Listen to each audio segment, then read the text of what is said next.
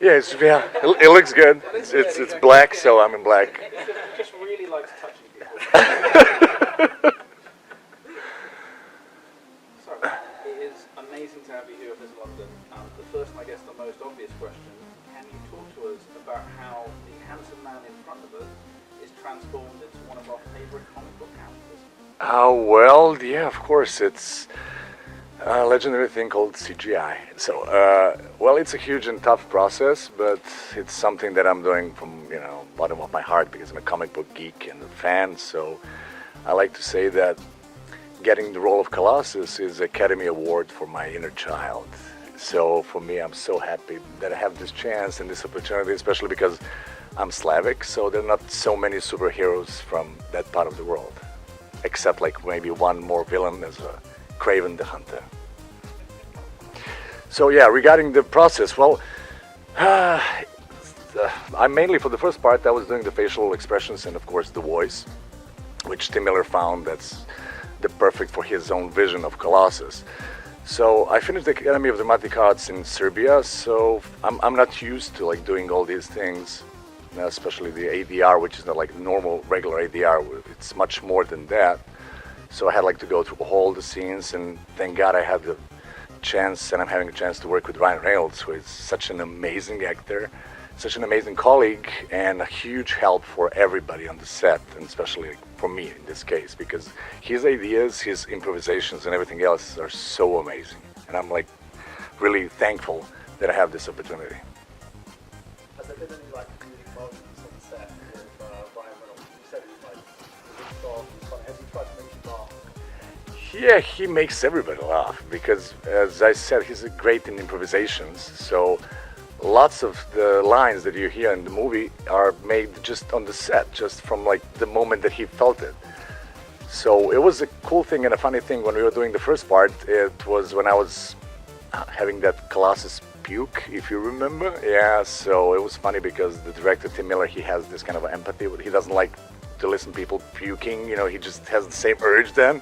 So he was like leaving the set just because he couldn't like listen to those. So even like if I want to like do something that without him just to try, I would go with like so he just goes away, and then I tried to do it, and it was funny, but like mainly the funny things from the movie are in the movie.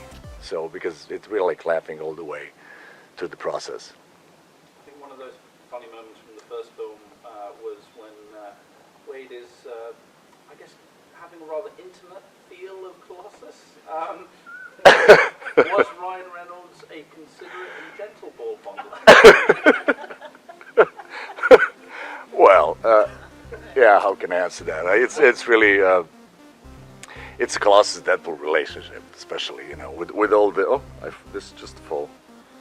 Okay, yeah, he was. Just say yeah, exactly. And obviously, given the astonishing success and amazing fan reaction to the first film, it creates such a huge expectation for the new film. Can you talk a little bit about how that feels and how you think the film is going to live up to all of that? I think that the waiting, every second is worth waiting because we bring something totally new. And you're used to like people talking about the next one was going to be, but this one is going to be like totally different in a positive way. We have a new director, David Leitch, who's an amazing director, and I love his movies, especially Atomic Blonde and John Wick.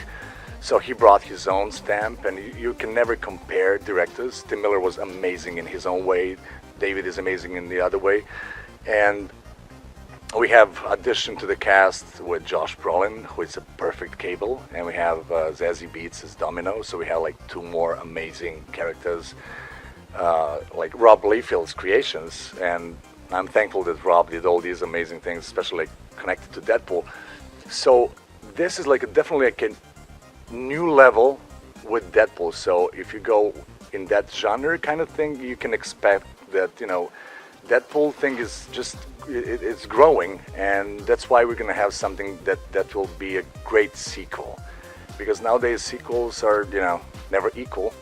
So this one is gonna be a new step in this way. So Yeah, first one kind of felt like it was going to be a bit of a gamble, doing a kind of hard R. And it was a gamble because Deadpool is not like a Superman, Batman kind of a character, or Spider-Man, so you can expect. And, you know, it was 10 years of Ryan Reynolds trying to get this movie done, so nobody expected this kind of a success to become like the highest grossing R-rated movie of all time. And, you know, this hype about it, because with Deadpool you cannot expect anything. So that's why the sequel is going to be amazing, because whatever happens, and I know it's going to be a great movie, but nobody can be disappointed because it's Deadpool, so he can juggle with, like, you know, like all the things together. So it's a beautiful, how to say that? It's a beautiful way that we have like almost like a Deadpool genre, you know, by itself. So all the movies are trying to copy him or to be on the same page. They will never do it because that's the unique character, and that's why we have Ryan as a best Deadpool. I don't think that there is an actor that can do the same thing as Ryan did. That's like a perfect match. I never saw like casting this good. There's Hugh Jackman as Wolverine, as Logan, but still, for me, Ryan Reynolds is like the best Deadpool that can be. Yeah.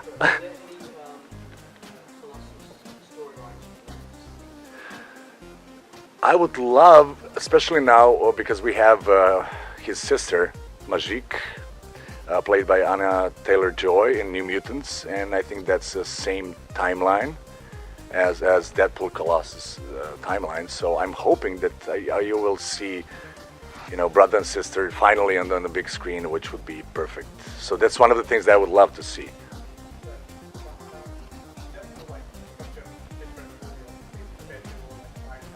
Mm-hmm.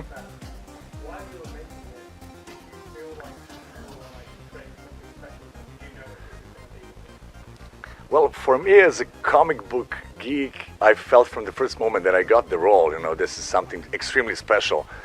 But when I met Tim Miller, who is a visionary guy, and he's so talented and he's so into comic books, so when you sit with him and when you start talking about the character and working on that, you can feel that this is not usual thing that I'm used to. I did like so many movies and TV shows and theater performances, but I never had like opportunity like this. Plus, it's a comic book movie, which gives you some other thing, like some other space that you are in, and I still cannot believe that this is happening to me, you know, and like seeing you guys right now here, and you know, I did beautiful things in my life, but like all of this is incredible. It's unbelievable.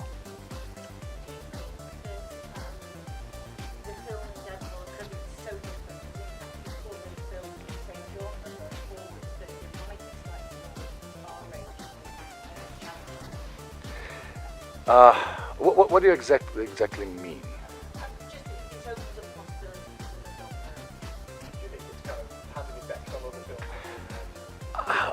Well, that's a good question, but as I said, like I don't like people to copy it, or you know, if you think that was your first thing, you know, and that's the way you should go, because Tim Miller and Ryan on this movie in Fox, they didn't think about consequences or whatever. So that's Deadpool. Same thing with Logan. Logan wasn't the copy. It's something that was, you know, made like that. So I absolutely think that people, if they want to do an R-rated movie, they should like do it. Of course, not thinking about PG box office things. You know, just need to be honest to the thing that you're making, and don't think about box office things or like things that will just make the project maybe more vulnerable or limited, definitely, yeah. Can I just say, it's really nice to see sort of variety in casting. We get loads of Americans, loads of blockbuster films, so it's really nice to see sort of more Europeans, and not just always being Scotland. Yep, yeah, I agree. Yeah, I agree.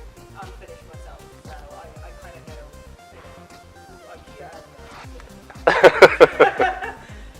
kind of thing. But what do you think? How did you like to get into the attention this guy?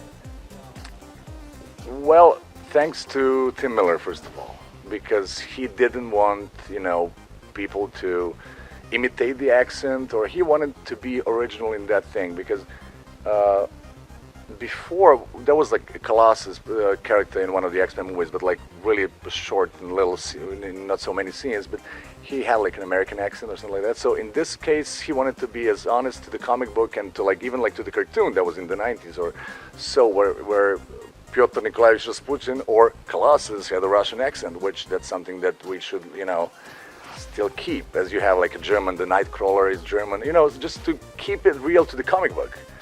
And that's why he chose me, and he loved my self-tapes, and I'm so grateful and thankful that that happened. But I totally understand your point, but it's moving because people want nowadays not like people to imitate; they just want original people.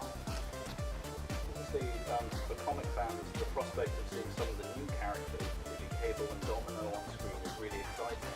But perhaps people who aren't as familiar with the original comics, can you tell us a bit about what you expect from both those characters and what you think makes Josh and Sam such a good fit? Well, first of all, they are amazing actors, and on the other side, if people are not well, X-Force was made like a brutal X-Men squad. They're like doing like special forces, R-rated things.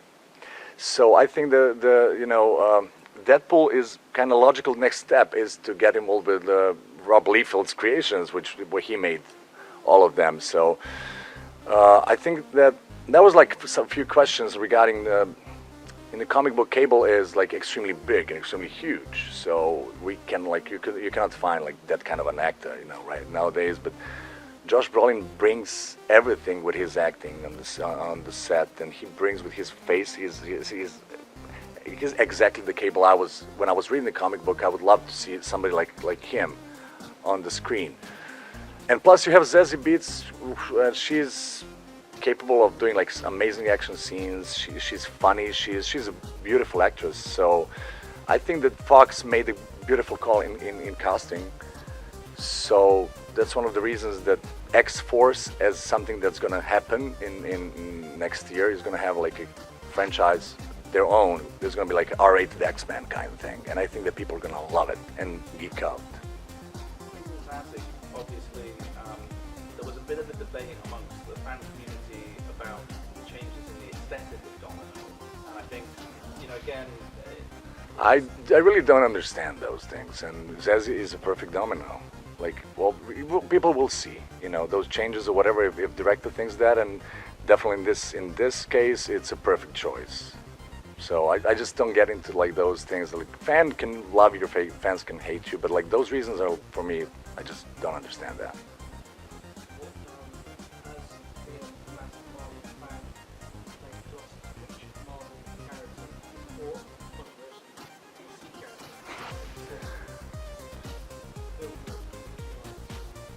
Oh, I would love to work with Hugh Jackman as Wolverine, but unfortunately I don't think that he's going to repeat his roles, unfortunately.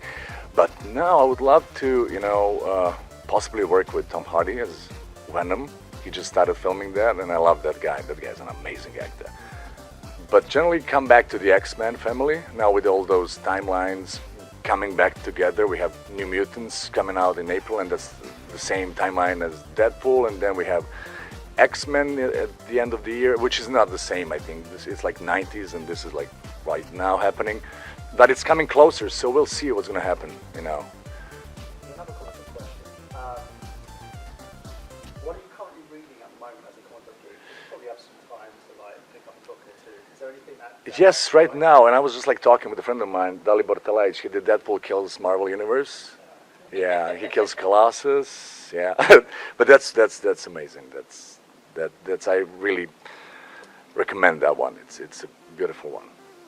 When you're making a film, especially when so much fits in, you don't necessarily see the bigger picture. So when you see the final film for the first time, are you geeking out as much as everyone else? Absolutely, maybe even more. When I saw my creation, first time in New York from the premiere of Deadpool, I couldn't believe. So I had like to go two more times. The next day I went like to see like 2 times in a row. So, and I'm still, when I see it like on HBO or seeing all those commercials, whatever is coming out, I'm geeking out all the way, and I cannot wait for the sequel to come out.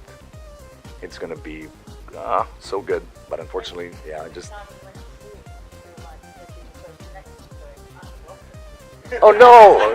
Well, everybody knew it like at that moment, so yeah. I think one of the things that was very sweet in the first film was the relationship between Colossus and Negasonic Teenage Warhead. Is that something that we're going to see continue in the franchise that goes along, that dynamic?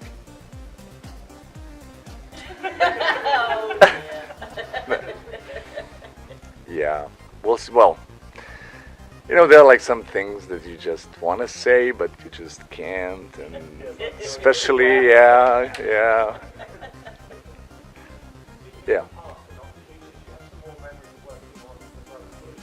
Oh my God. Rian Johnson is an amazing director, and that was my first kind of cameo appearance in anything that wasn't like from ex-Yugoslavia part of the world. So, and I had like Adrian Brody, Rachel Weisz, Maximilian Schell, Mark Ruffalo. So it was really, that's a blast from the past what you just did. You know, especially now with Rian Johnson working on Star Wars. I was even like thinking I know where he lived, but I haven't seen him in a long time. I was like, you know, maybe just like Stormtrooper kind of like thing. Like, you remember me? So yeah, but his career is amazing and he deserves it. You know, he's really a great guy, great director, and everything that's going his way is absolutely deserved. But wow, thank you. The one thing that a lot of people have in their mind, because you know, when they're touching on the whole Domino debate once more, don't you find that with fans they kind of have an idea of the character, and then you have when scripts like comic books are adapted to film, you saw, like for instance with X-Men, you saw like two variations of Colossus, the character you played in Deadpool and the one that was played in the X-Men movie. Do you feel that sometimes a character has to be naturally the essence of the character, like the way you played him was more in line with the comics, in line with the cartoon series, and in the X-Men movies he wasn't really played to that specific. Do you feel that a character needs to be organic, or do you feel that it's they can change anything they want as long as it has some essence of what the character was presented before? Well, that's a tough question because it depends on the vision. You know, I'm a comic book geek, so you understand, you know my answer, because of course that I want to see exactly how it was in a comic book, but from my actor perspective and creative perspective, I totally understand the visions, and the result is how it works on the big screen in the end. So after that, people can judge, even if I don't think that they would. That's the vision of one director, and that's the way he's doing it. You had, like, as you said, two choices of Colossus. You know, that Colossus didn't work, this Colossus works a lot, so it just depends, you know, this was a good choice. It happened. But don't judge, you know, before you see the result and why something was like that. After that, you know, it's out, you know, everybody can see it, everybody can judge it. You know, for example, like Blade Runner is for me like a really good movie. It's a great movie. People hate it on the other side. I don't understand why, because it's a vision, it's something different. It's, you know, it's a choice, it's a statement, and you know, I just love people working on comic books and making these things happen, you know, and just don't stop doing that. People see it interconnected with the MCM universe, like with all the movies coming into one, like the Marvel movies. I hope so. I hope so that one moment, like the whole Marvel universe will connect, and you know, so we can all go against Thanos or you know something like that, because I understand all those, you know, franchise or studio politics that can be understood, but you know, on the other side, I would love to see, you know, Avengers and X-Men together, and you know, in the future, but you never know. We are kind of in the middle of a golden age of comics and movies. Do you think we're kind of approaching a saturation point on that now, or do you think there's still a lot more that can be done? I'm hoping, and I believe in that. There is like a lot to come. In which way, I don't know. You know, it's risky, but now we had Deadpool, we had Logan, we have Guardians of the Galaxy. I'm just standing in a like perspective from a Marvel standpoint, because I'm a big fan of DC, but I'm not a big fan of DC movies just because I don't like them. I love the characters, but it's not something that, yeah. So we'll see what's gonna happen. There are like so many things coming, and like lots of characters that we haven't seen or they were not that popular. are becoming bigger and bigger. For example, like Guardians of the Galaxy or Iron Man were not like the top 5, maybe not even top 20 of the characters that we loved, but they brought this movie sensation and everything else. Now Deadpool comes like, you know, underdog and kills the Marvel Universe in a positive way. So I'm just hoping that we will find like clever and amazing new stories, new characters, and that we will push it like in a positive way. Will we ever see a Colossus and Daceman spin-off? Well, that would be cool.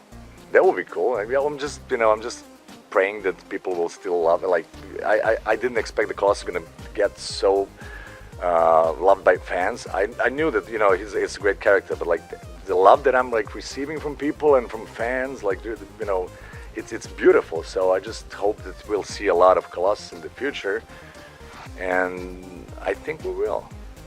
I think the question that fans had when they knew we were getting a second Deadpool film was what was going to be the same, what was going to be different, just in terms of overall tone. You know, was it going to be more action? Was it going to be darker? Was it going to be more of a comedy? It just, in those, I know you can't talk about specifics, but in terms of what people can overall expect.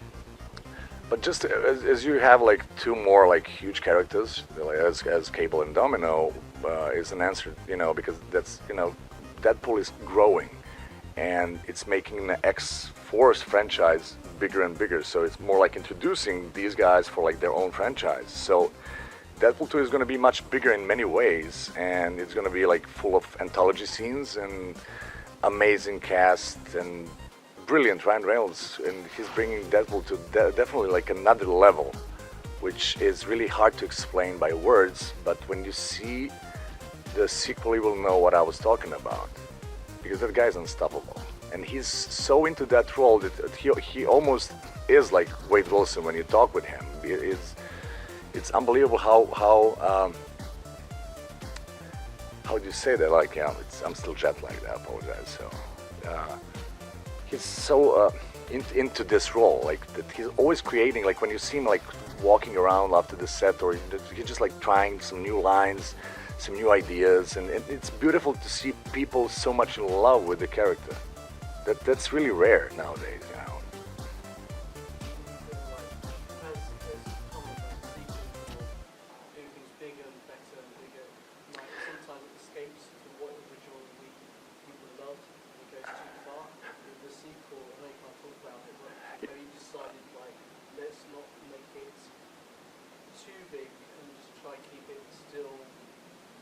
Well, it still has like the Deadpool soul, of course. That was like the first Deadpool. Nobody expected. 50% of the people didn't know, you know, who Deadpool is. So there was that factor, which definitely, you know, was working for the movie. Now everybody knows what is Deadpool. So everybody has their own expectation what's going to happen. But I think that nobody will be. I'm sure that nobody will be disappointed. There is no chance. So. Of course, I can expect it, you know, whatever. But the thing is, whatever happens and what will happen in the movie will be something that you cannot be disappointed. It's really not like a regular sequel. It's a Deadpool sequel. You know, that's the point. It's a sequel of Deadpool, so you can expect everything. Before you go and get back to fans today, have you got a message to Deadpool fans watching this all around the world? Yes, thank you so much. Colossus is thanking you for everything. Breakfast is the most important meal of the day, don't forget that. And thank you for, you know, making Deadpool franchise such an amazing franchise, and every second is worth waiting for the sequel, because you're gonna love it and you're gonna geek out. Thank you so much.